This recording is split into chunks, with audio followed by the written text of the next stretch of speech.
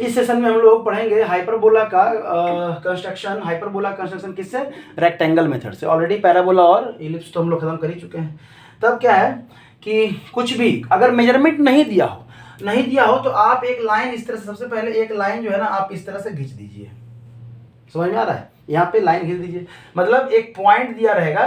Question को अगर हम लोग लिखें तो कह सकते हैं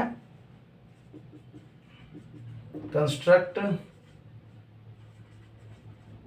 hyperbola bye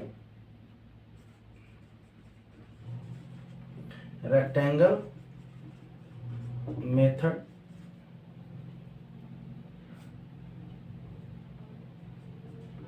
if point rectangle method if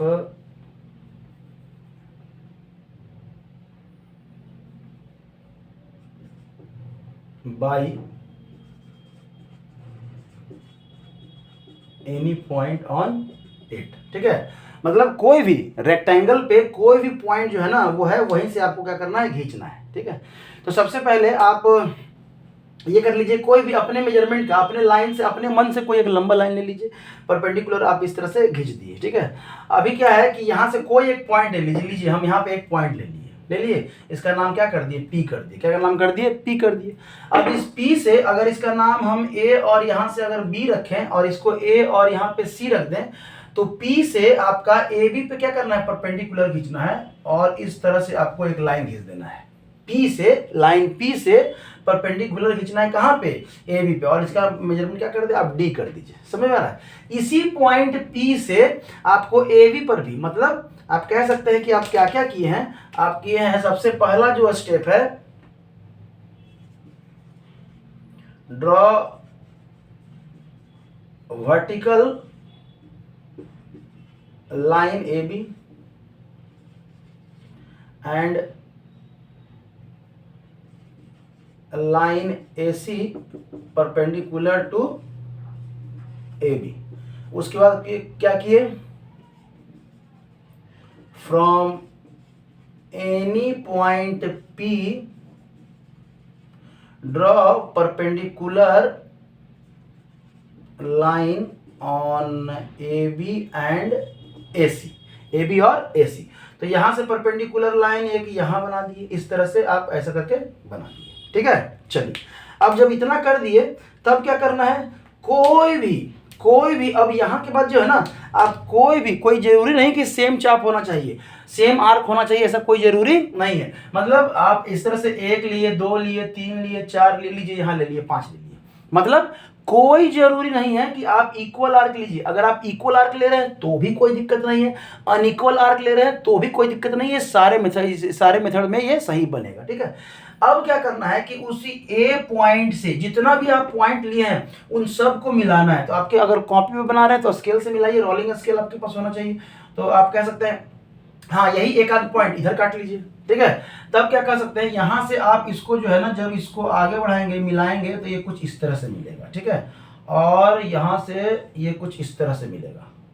सारे पॉइंट्स को आपको क्या करना है, मिलाना है। आपका स्ट्रेट लाइन रहेगा। देखिए, एक बार अगर खींचा गया ना तो खिंचाता, नहीं तो फिर जो है ना वो गड़बड़ी होता है।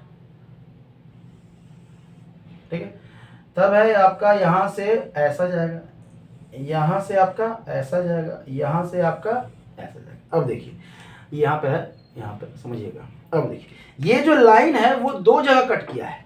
एक जगह तो यहाँ कट किया है तो इसको 1 बोलिए, या इसको आप यहाँ शुरू की, पहला यहाँ कटा है तो इसको 1 बोलिए, तो इसको क्या बोलेंगे, 1 डैश। दूसरा यहाँ कटा है तो इसको 2 बोलेंगे, तो इसको 2 डैश।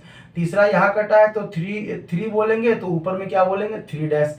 यहाँ पे क्या बोलेंगे, 4, तो यहाँ पे 4 डैश। और यहाँ पे है अगर 5 है तो यहाँ पे क्या है आपका 5 डैश। समझ में आया?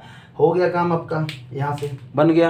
अब क्या करना है, कुछ नहीं करना है। अब है कुछ नहीं, सेंस मतलब यहाँ पे करना है, टेंशन नहीं लेना है। कहने का मतलब कि यहाँ से ये 1 से आप परपेंडिकुलर लाइन खींचे।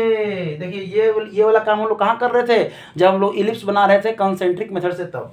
ठीक है, 1 से आप परपेंडिकुलर लाइन खींचे, किस पे, इसको ओ कर दीजिए, पीओ पर। ठीक है, मतलब कह सकते हैं draw perpendicular line from 1 to PO। ठीक है, 1 टू PO।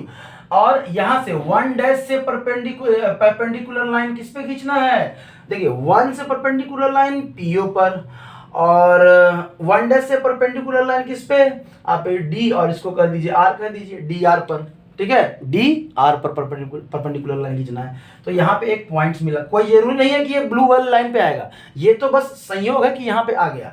तब क्या है, उसी तरह से 2 से जो है ना आप यहाँ पे परपेंडिकुलर लाइन खींचिए और यहाँ से भी परपेंडिकुलर लाइन खींचिए, एक और पॉइंट मिला। तब है ना इसी तरह से आप 3 से भी आप इस तरह से परपेंडिकुलर लाइन और यहाँ से भी एक चौथा मिला। तब ये 4 नंबर से भी आप करिए और इधर से भी 4 नंबर से करिए, ये 5वां, और यहाँ से आपका यहाँ तक ये 6ठा, ये सारे पॉइंट्स मिल गए। इन सारे पॉइंट्स को फ्रेंच कर्व के मदद से आप इस तरह से जब खींचेंगे तो ये लगभग ऑलमोस्ट आपका ये जो बनेगा वो क्या है, आपका हाइपरबोला बनेगा। अब देखिए एक पॉइंट इधर लिए हैं, तो इधर लिए हैं तो आप यहाँ से जितना इधर लिए उतना इधर ले लीजिए। तो इधर से हाँ यहाँ पे ध्यान रखिएगा कि इधर भी तो लिए है ना आप पॉइंट, तो अब क्या कर, सॉरी इधर भी एक पॉइंट आप यहाँ ले लीजिए, सॉरी यहाँ एक पॉइंट ले लीजिए, कोई भी अपने मन से कोई भी। तो इस पॉइंट्स को मिलाते हुए आप यहाँ आगे बढ़ गए, तो यहाँ से भी परपेंडिकुलर और यहाँ से भी परपेंडिकुलर, एक पॉइंट और मिल गया। अब लीजिए, अब जब एक पॉइंट और मिल गया इसको मिला दीजिए, ये आपका हाइपरबोला यहाँ पे बन गया। अब देखिए डायग्राम बनाने से ज़्यादा जरूरी है उसको नीट और क्लीन रखना, समझिएगा, समझ में आ रहा है। तो ये नीट और क्लीन रखेंगे तभी आपका सबसे अच्छा माना जाएगा, नहीं तो फिर वो नंबर है ना आपको नहीं मिलेगा। ठीक है, थैंक यू।